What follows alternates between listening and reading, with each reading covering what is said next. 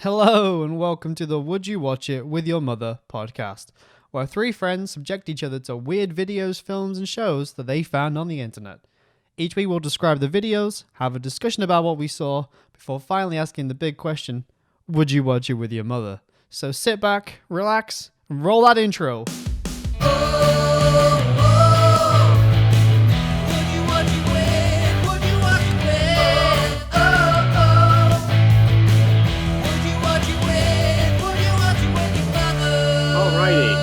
Let's get this recording done so I can go buy Lego Batman. Alright, that gets Lego harder Batman every week. Getting? What, the video game or the I want to get the first Lego Batman again. Okay. Well, this time on PS3. I had it on PS2 growing up, but Yeah. I have an urge to play it. Hooray! I have a huge disdain for Lego Batman 2. It was alright. I mean, it was Yeah, still... I couldn't get over the flying, how bad the flying was. Yeah.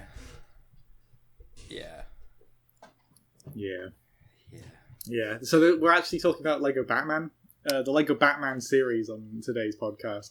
I know I have personally experienced all of them. I don't know if Gav has done the preparation. I was not aware. Did you not get the memo? No. This is a Lego podcast now. It's Yeah. alright. Oh, Yeah. this guy's going to stand in for me. Don't worry about it. But he's not Lego, so Yeah. he can't. Really good for the audio listeners. That's fantastic. Yeah. It appears to be Julius Caesar and Bulbasaur. Julius Vladimir Caesar. Putin. That's Vladimir Putin. Is it Vladimir Putin? Yeah.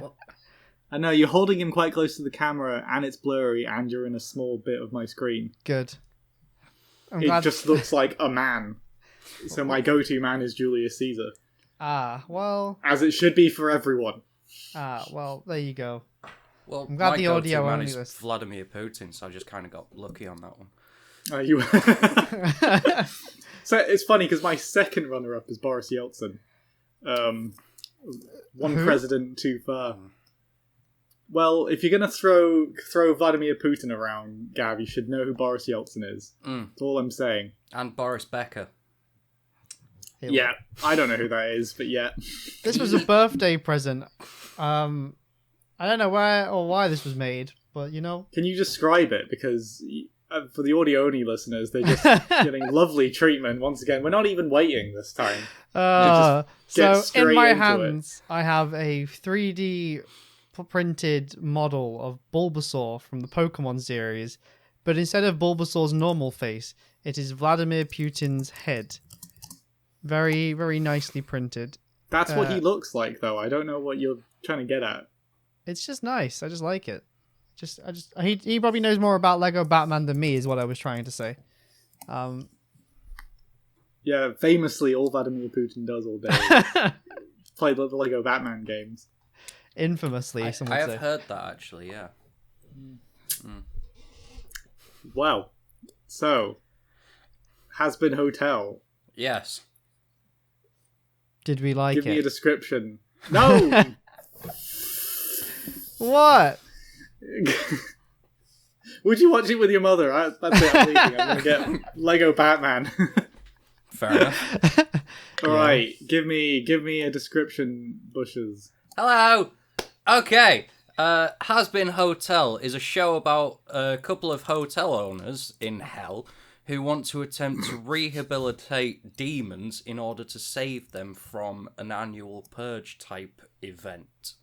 However, it Yay. appears all the media is against them, as they see this as a stupid and pointless idea, as the main belief is that these souls are in hell for punishment and so therefore they cannot be redeemed.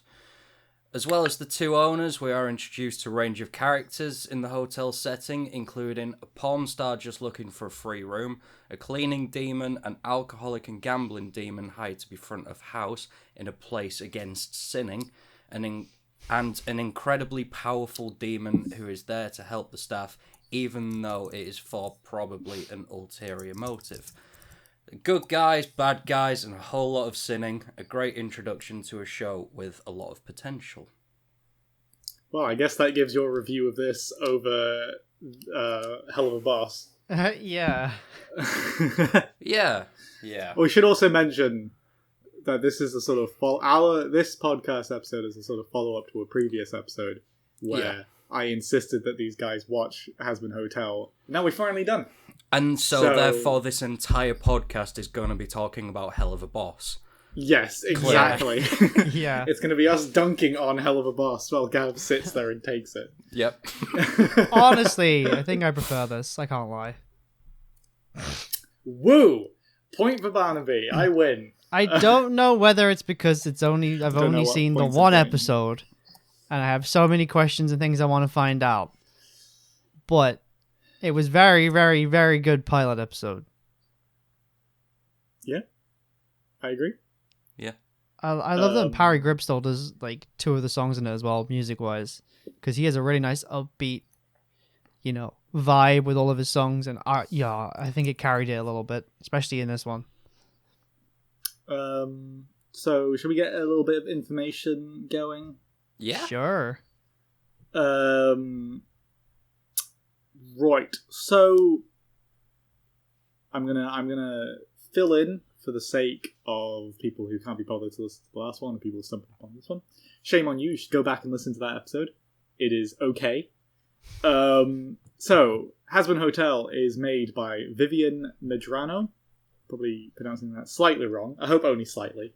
And it was released on YouTube to the YouTube channel VisiPop. VisiPop. I hope I'm saying that as well.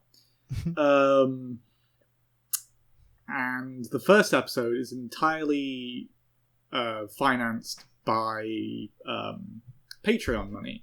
So much like how a lot of YouTubers now use Patreon, this was funded by Patreon. But this seems to be in more of a like a Kickstarter kind of way, where there was they showed off the promise of this, and it was funded by Patreon through a lot more people coming onto Patreon to support this specifically. Much like the other one we watched, Hell of a Boss, this is entirely created by freelance animators, and I'm guessing the music is also freelance, as in they just ask the guy to make music, and they do.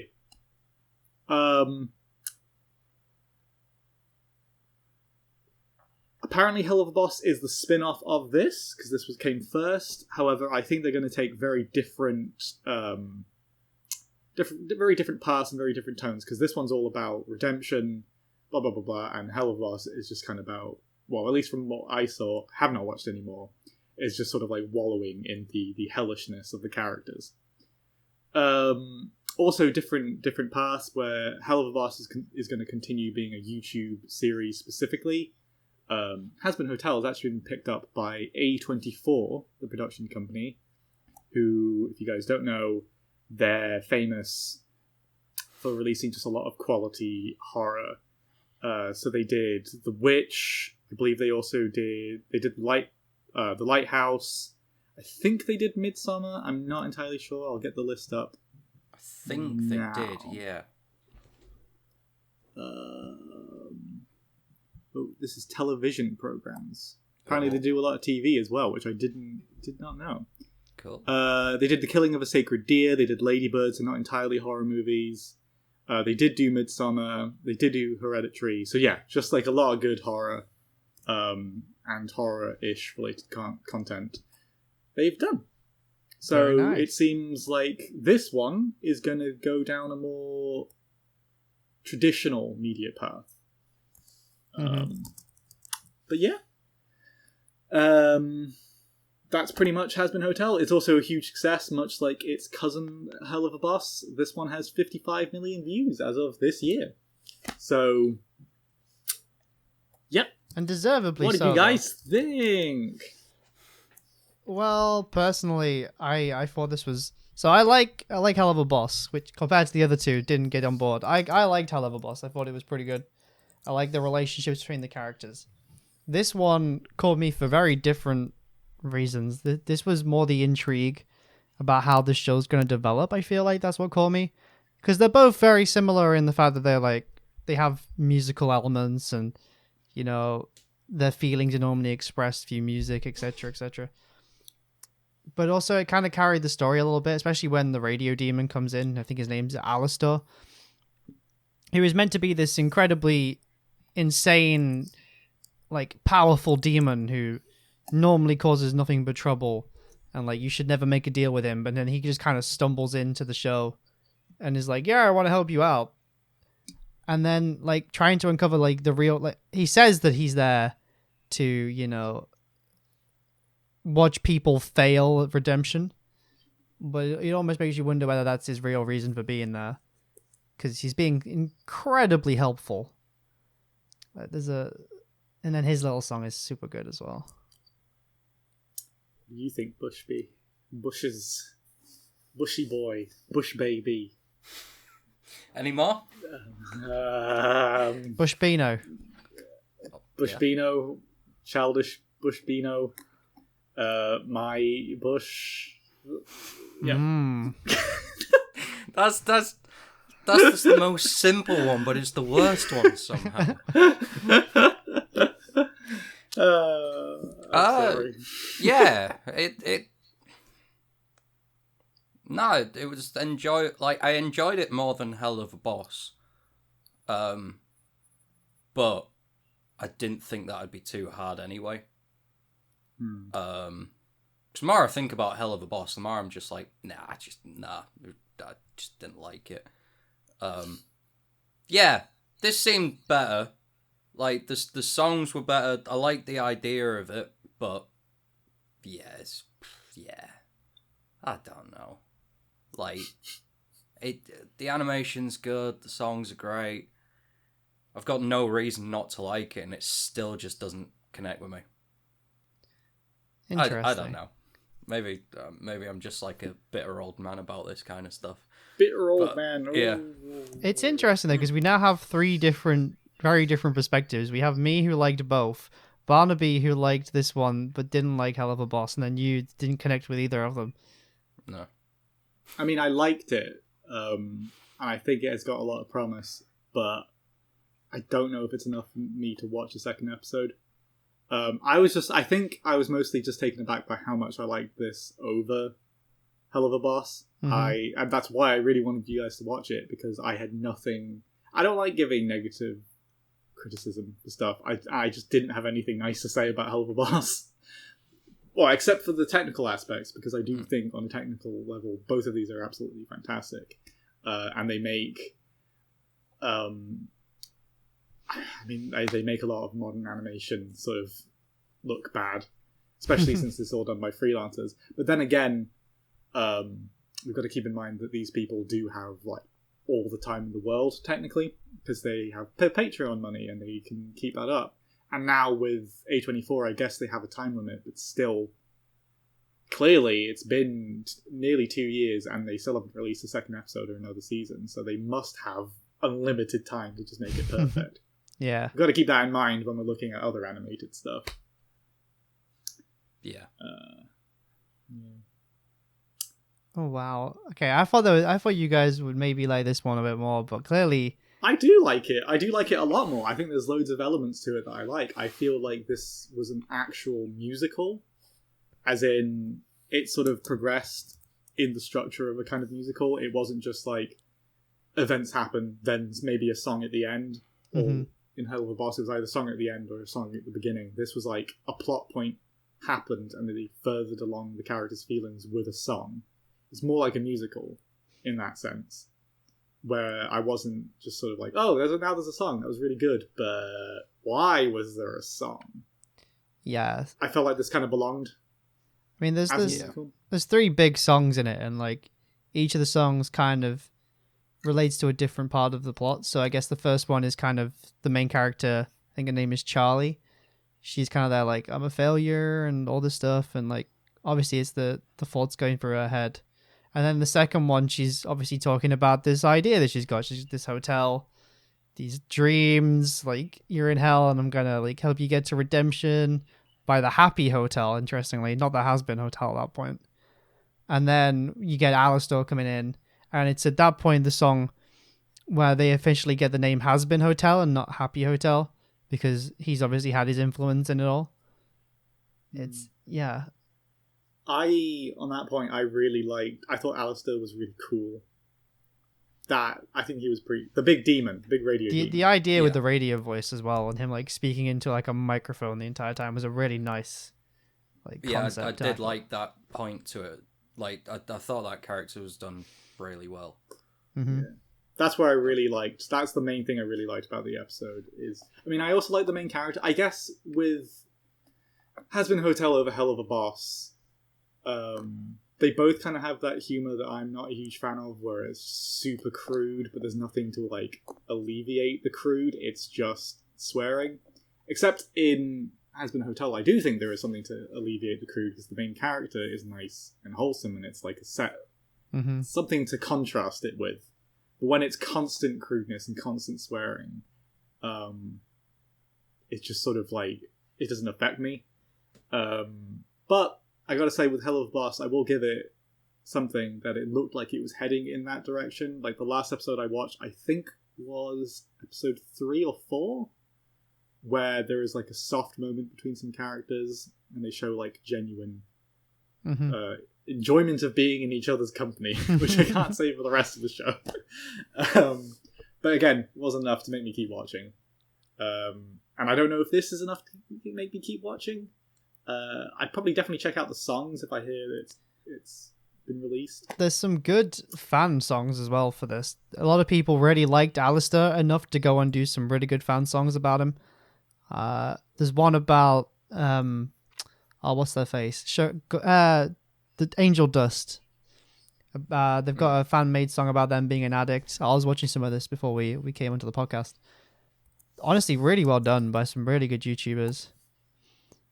I actually think some of them were helped with the score. I think the Living Tombstone did one of the remixes at the end of Hazbin Hotel's first pilot episode, and then they went on to do one of the fan mades, which is actually really cool. Cool. Yeah. Oh dear. Does anyone have anything that they want to address about the show?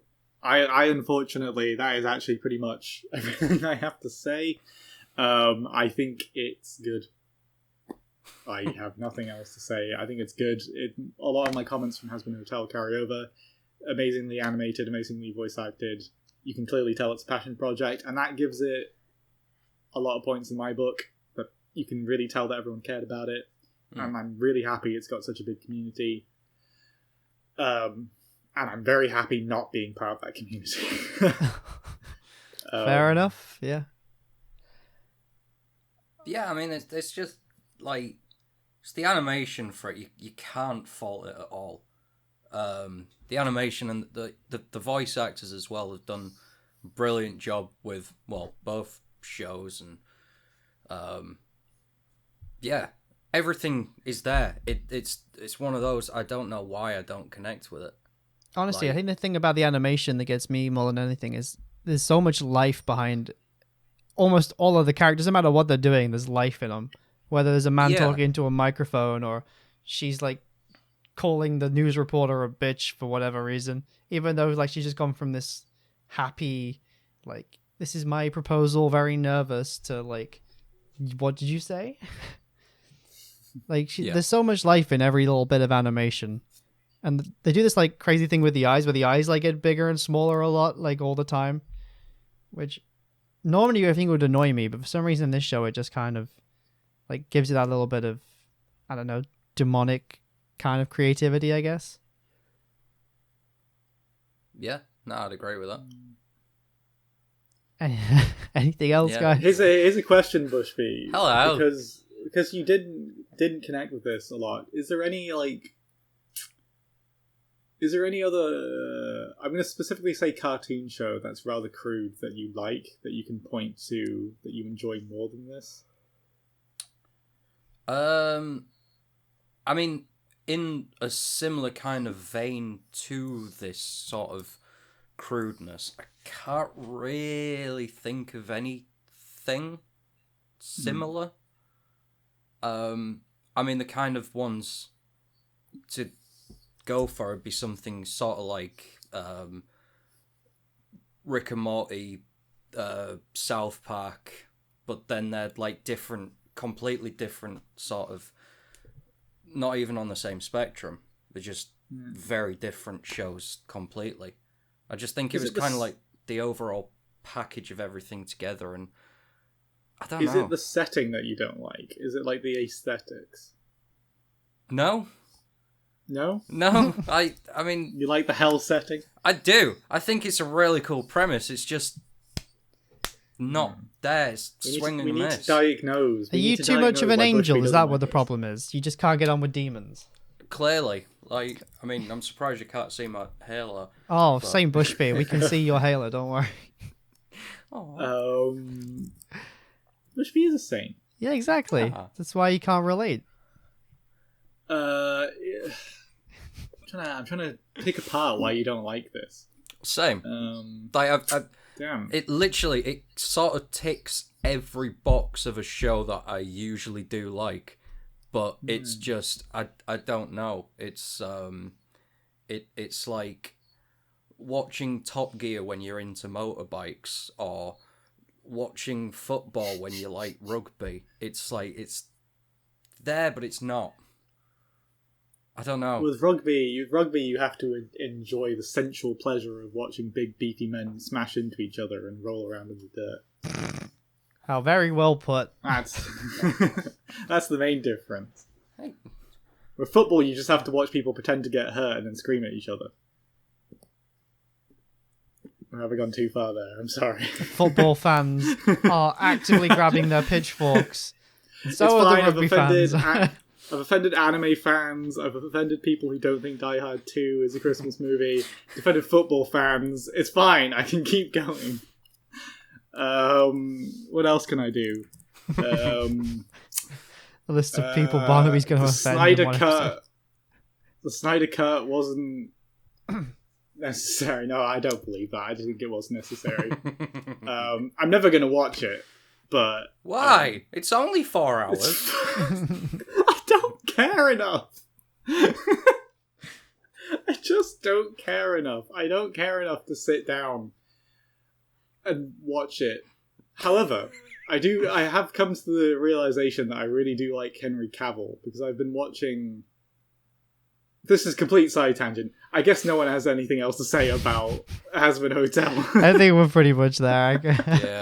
Yeah. I've really come to like Henry Cavill. I liked him enough as Superman, but I've been watching The Tudors. Don't ask why I've been watching it. I just sort of was trying to find something else to watch.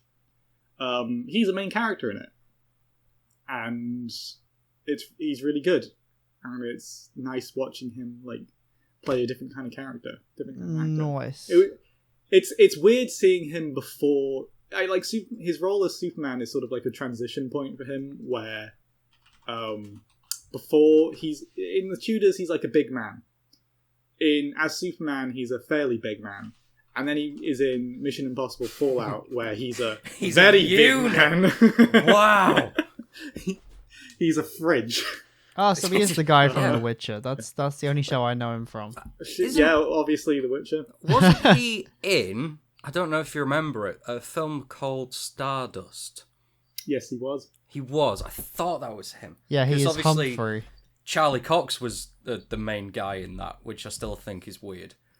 Like, so you've got Superman and Daredevil in a movie which had music done by Gary Barlow. And somehow these people have, they've got careers after that film. It wasn't that bad. Nah. He was also in Midsummer Murders for one episode. Holy fucking shit. Everyone's been in Midsummer Murders. Well, yeah, it's one of if you're a British actor, you're either in Midsummer Murders or Holby City. Yeah. You gotta get your start somewhere. I know which I prefer. It's not Midsummer. What's the Australian show? Neighbours. Neighbours, that's it. If you're Australian or north from New Zealand. Oh my god. Did you know for a time, I'm not sure if it's still true, but for a time Australia's largest, I think it was in the 80s and 90s, Australia's largest export was children's TV shows and soap operas. Like The Elephant Princess. Exactly like The Elephant Princess. I love Can that we just show. talk about The Elephant Princess now? We'll call this Hazbin Hotel / Elephant Princess. Yes. Yeah, I'm fine with that. Did you guys actually go through and watch the second season? No, we didn't watch it. There's a second season of Elephant Princess. Yeah, I love that you it was did. strange. It was very different. For some reason, what was she called? Alex. Her parents weren't in it. Like, they moved to the Gold Coast with her best friend for some reason. Do you want to explain what the show is before we go into what happens in season 2? Let's have a hard restart. Let's. Hello and welcome to the Would You Watch It With Your Mother podcast, where three friends subject each other to weird videos, films, and shows that they found on the internet. Each week we'll describe the videos, have a discussion about what we saw, before finally asking the big question, would you watch it with your mother? So sit back, relax, and roll that intro.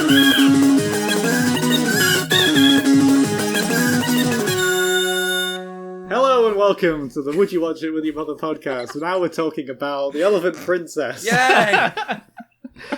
Oh my god. What is the Elephant Princess?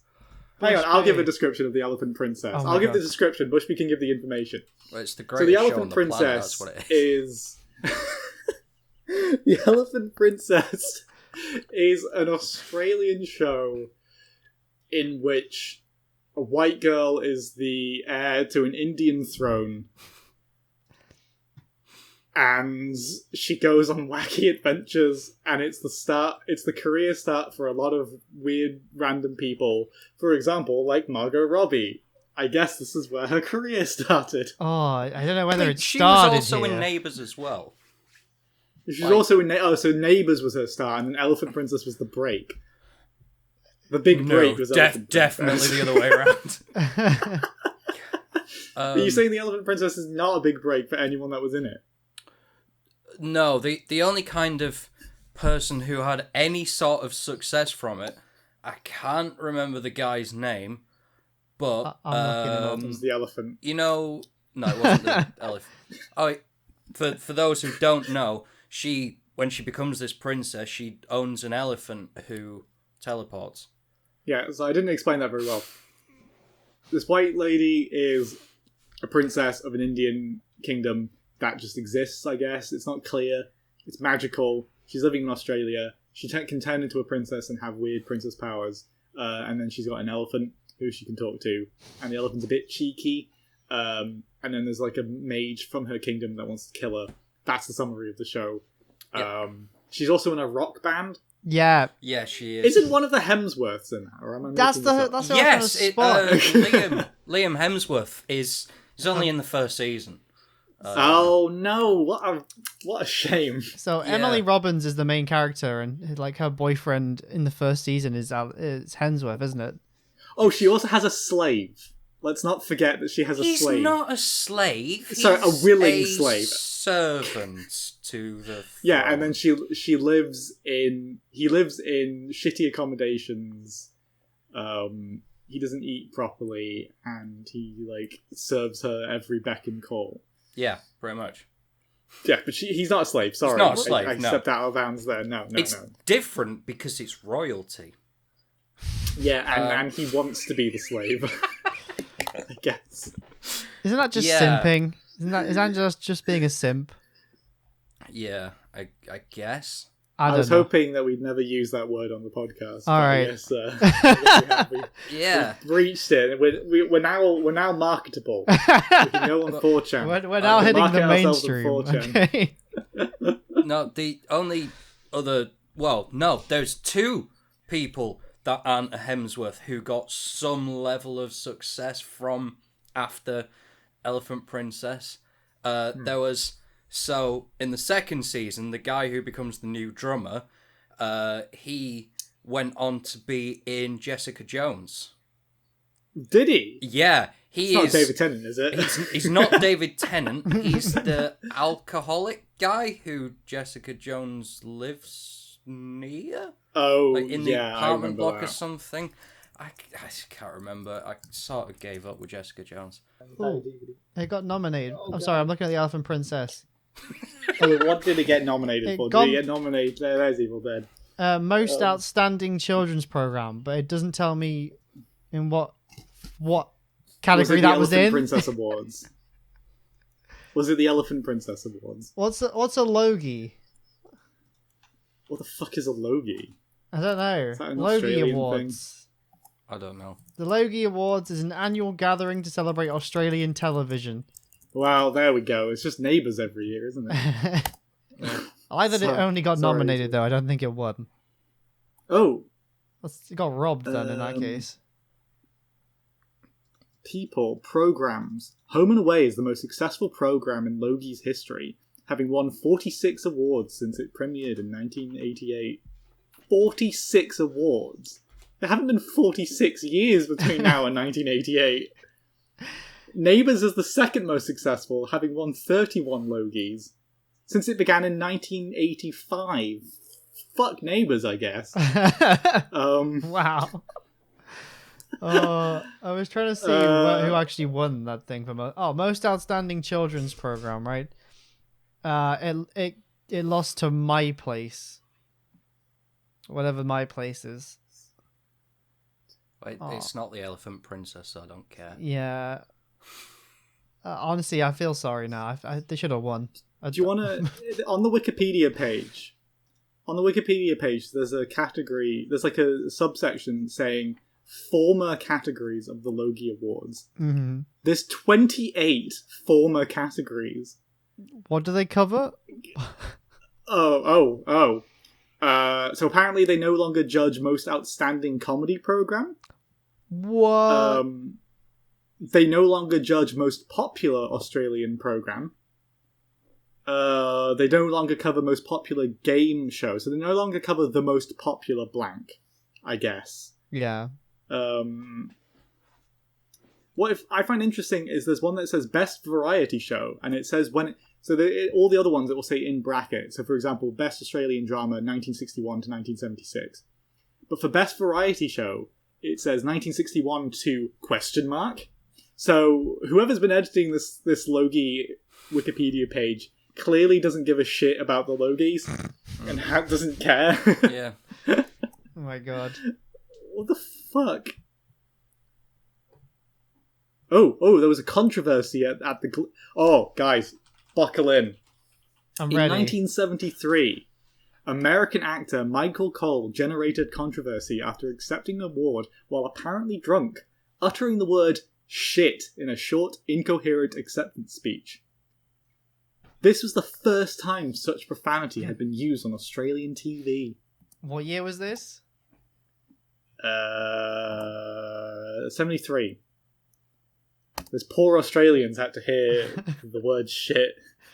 God forbid you hear the word shit. Unbelievable stuff. Like, I mean, they could have at least a little bit of self-respect, bit of decency. Like, damn the Americans. smut you get on the Australian TV. Oh. Next, they'll be showing their ankles. I can't believe it. It hasn't recovered since. I mean, Neighbours started 12 years after. Oh my god. Should we wrap this up? I guess we have 2 to wrap up this week. Yeah. I'm going to say kind of, but I want you guys to watch season 2 of The Elephant Princess. Oh god, but is that going to be... Only if you haven't seen all of season 1. Watch all of season 1 and watch how it all wraps up very nicely before they go, hey, that was successful. Let's flog the horse. Okay. Do a second pointless season for no reason, but in a different part of Australia. Tell you what. So the next episode, this is a nice teaser. The next episode is Plumbers Don't Wear Ties. This is my choice. If you can get through all 46 minutes of Plumbers Don't Wear Ties, I will watch the entirety of The Elephant Princess Season 2. Deal. Alright, Okay. Game on. Game on. Alright, yeah. I guess we're watching Elephant Princess Season 2, because I feel like bush people suffer through all of Plumbers Don't Wear Ties. I feel like he hated season 2, and now he just wants someone to relate to him. No, the thing, I actually kind of you liked season 2. Like, it wasn't as good as the first season, I'll admit, but it still held up. But it was just that kind of season 1, literally, it wrapped itself up in a perfect season. It didn't need any more, but then it was, there was. Season 2 did alright. It explored more of the magic, but it went more into like a teen drama. You didn't like the magic aspect of the Elephant Princess. I don't know. There was just different elements to it. There was loads of characters that got written out, and Yeah. But it still held up. It was pretty decent. I Sure. almost feel like we Okay. need to go back to Hazbin Hotel when we do the Elephant Princess episode now. Just halfway No, through. fuck. Yeah. Fuck it. I don't give a shit. We'll draw in the Hazbin Hotel audience just so more people can watch Elephant Princess. If there is a resurgence of Elephant Princess now, like, we're responsible, guys. I have to say that Elephant Princess does have a banger of an intro. Yes. Yeah. It's going up Which there with banger? Thunderbolt Fantasy It's- and my favorite intros. I mean, I'm not taking the piss. I actually really like the intro. Oh no, same. Spoiler as well. Season 2, the intro gets a little bit of a rocky makeover. Ooh. Yeah. No, why did you look so depressed? I don't know. We all went ooh, and then he just kind of. All right. So, going back to Hazbin Hotel, I guess Yes. we'll just fucking go through this quickly. Right, would you guys... What would you rank it? No, is it We good? need to get to the important Is thing. it- Is it good? Is it good? I think it is good. It's as good as a Good, magical okay, that's elephant. enough. Bushby. Eh, Bushby, what is it? Is it good? It's better than Hell of a Boss, but... Yeah, okay, it's fine. Right, why would you put it on the what the fuck factor? Not, I wouldn't put it on. Bushby, Low. come on, we have to get back to Elephant Princess. Low. Low. Gav. Oh, very low. Right, would I watch it with my mother? No. Yes. Bushby. No. Gav would. Okay. Yay. I have questions, but I have more pressing questions like, is the Elephant Princess good? The Elephant Princess is great. It's one of my favorite Like- shows. I'm sorry. I didn't watch season 2, but we watched most of season 1 just in uni. One of my favourite shows. Didn't watch season 2. Well, Um, That just shows how good it is. we Like, we if you didn't literally- watch it all, and it's that good, we literally wait till you used see the rest of it, you're in for a treat. we used to every week, like, just we'd sat in a room, we'd get all hyped up and be every like, Elephant week. Princess! You'd watch it every fucking day. You'd watch it on repeat. Yeah. Yeah. I haven't actually watched all of Elephant Princess, but I've watched enough episodes vicariously to know what it's about. It was really good, And though. Well, while I To be watched, fair, it was like, great. The songs on that show, incredible, genuinely amazing. Like, Yeah. I mean, I say that half joking, but half like actually no, that the songs are actually bangers. They are. I just remember watching that with Suicide Squad, like in my recent memory, and going, man, is it going downhill to be in Suicide Squad from this? Probably. I can't really Yeah. say. Was Suicide Squad worth Jared Leto mailing used condoms to fellow castmates? No. I would put a solid no matter what the No. film is. Someone like I reckon someone like Jared Leto would have done it anyway. I think this was just a good excuse. It's-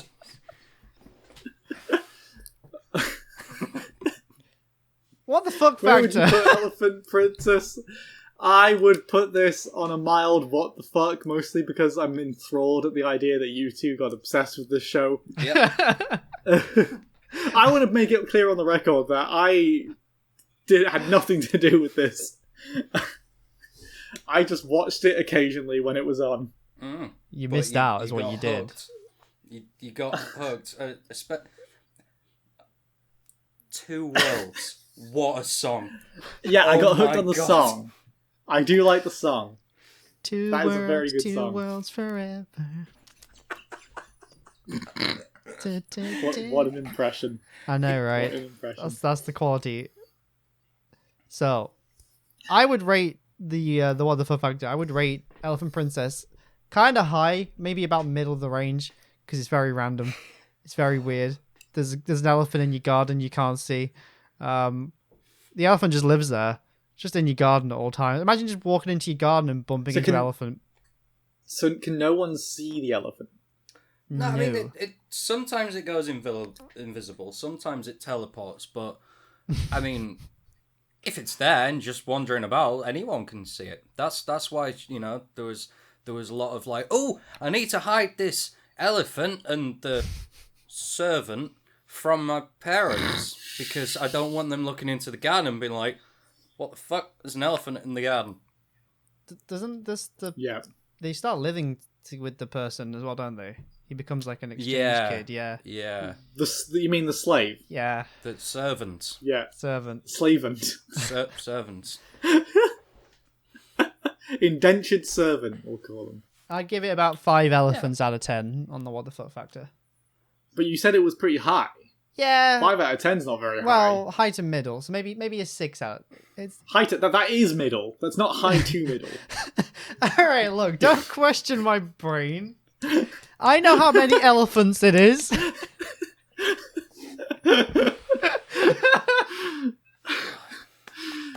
Would you watch it with your mother? Yes. Yeah. I want to question, Gav. What would you not? So far, you haven't said no to Tetsuo. anything. Yeah, except maybe Mom's Rammstein. Tetsuo. Tetsuo. Oh yeah, it was Tetsuo. No, you would watch the Book Dick concert with your mother. Yeah, the Book Dick one was fine. Tetsuo, I really look no. forward to the next. I look forward to the next episode. I wonder what you. No, I wouldn't watch this with my mother. No, would I? What? No, I've confused. What's this episode again? Yeah, Elephant Princess. I would, because that's fairly wholesome. I forgot what this episode was for a second. In defense, it wasn't planned to be Elephant Princess. There's just meant to be something else, and it got just heavily derailed. Heavily. Technically, this is a Jokes on 2-for-1 you, special, so, you know, we It missed is a last 2 week. for 1. We've doubled up this week. I could milk it and just have this as a 2-parter. No, I'm treating the audience. I'm spoiling them. I just realised we were talking about Superman, and he's wearing a Superman jumper. Yeah. Thanks for the audio listeners. Bushby is wearing a blue jumper with a Superman logo on it. Now he is pointing towards it, like you can see. Yes. So I know your secret audio only listeners. I know you cannot see him. Actually, the audio-only listeners are watching through the secret cameras installed in this room. Well, no, because they're audio only, so they wouldn't be watching the secret cameras. That's what they want you to think. Yeah. Bushby, Hello. would you watch this with your mum? Well, Elephant Princess. Yeah. Yeah. Elephant Princess. Of course I would. It's amazing. Like, Would you seriously watch this with your mother? Would you sit down and go, right, Bushby's mum? Yep. I would go, hello, Bushby's mum. Hello, Bushby's mum. No, in all serious, like, I mean, there's a part of me that kind of feels ashamed that I actually sat through and watched all of The Elephant Princess, and I actually enjoyed it, and I'm actually getting quite passionate talking about it. But if you suppress that emotion deep down, yeah. Bury it under an elephant. Yeah, I think I know full well it's something I would put on, and then my mum would be like, God, why are you watching this? And I'm like, it's good, watch it. It's like, I don't know, but what are you like? Hey. I'd be like, why okay. is that your impression of your mum? I don't know, it was a horrible impression of my mum. Like, her voice is different, and yeah. It's the thought Very that odd. counts, you know? But yeah, I think it's one of those, I'd put it on my mum and think it was a joke at first, and then she might start getting concerned. Nah, I think the I thought you were going to say that she might start enjoying it, but no, she'll be concerned. Well, she might enjoy it. Like, it's a brilliant show, and everyone who watches it or is subjected to it ends up enjoying it even a little bit. And even if they don't, I do enjoy it a little bit. I'm not going to push to say that I actually really enjoy it. I enjoy it a bit. The second you hear the intro, you you're at least bopping your head. The intro is misleading, though. The intro, you're like, damn, this is fucking great. And then most of the episodes are just them on really flat sets, looking very confused at terrible computer effects. Yeah. Yeah. And then the Hemsworth appears. Yeah. And Margot Robbie appears, and you go, man, that's Margot Robbie. But Margot Robbie's only in it for... Is it like 2 episodes? Like, literally 2 episodes in what can almost be described as very close to racism. Oh wait, isn't she also an Indian princess? She is an Indian sorceress that is pretending to be Margot Robbie. Yeah, to go undercover. Yeah. So she changes everything about her appearance to go undercover. And some would say her personality. Yeah. Yeah, even though not really, but yeah. It's a weird episode, that one. Not the show, just that episode's weird. Yeah. Yeah. Show's pretty normal compared to that. Yeah. But it is kind of like, it's on the fence. It's very borderline where you're like, ooh, kind of feel a bit uncomfortable with this situation. But as a child, yeah. Was this ever aired on CBBC? I feel like this would be aired on CBBC, right? Maybe, but the entire season, entire 2 series of it is on YouTube. Can't find. Well, there are only 2 seasons. Yeah. Do you think I'd lie to you? Come on. Go on. Oh my god, it was aired in so many countries. Oh my god. Australia, Brazil, Belgium, Bulgaria, Canada, Chile, Finland, France, Germany, Hungary, India, on the Disney Channel itself, Israel, Italy, the Netherlands, Norway, Pakistan, Poland, Portugal, Romania, Russia, South Africa, Sweden, Spain, Sri Lanka, Ukraine, the United Kingdom, and it was renamed the Rock Princess. Yep. United States, Uruguay, Paraguay, Mexico, Argentina, Venezuela, Colombia, Peru, and Vietnam. Yeah. I mean, it went to all those countries, so clearly it must have been a massive success. It was a masterpiece. What was it called in Belgium? It was just called The Elephant Princess. Yeah. Huh. And you know what I like is it says here that it's got a 5 out of 5 on eBay, so it must be great. There was a 2-year gap between season 1 and season 2. Yeah. Why? I think it was kind of because they were like, okay, how the hell do we pick up and write another season after? Again, after the I'm bombshell that was season 1. No, after the incredible show that was season 1 with an ending that just made sense as a full stop ending. It's like having an amazing standalone film and then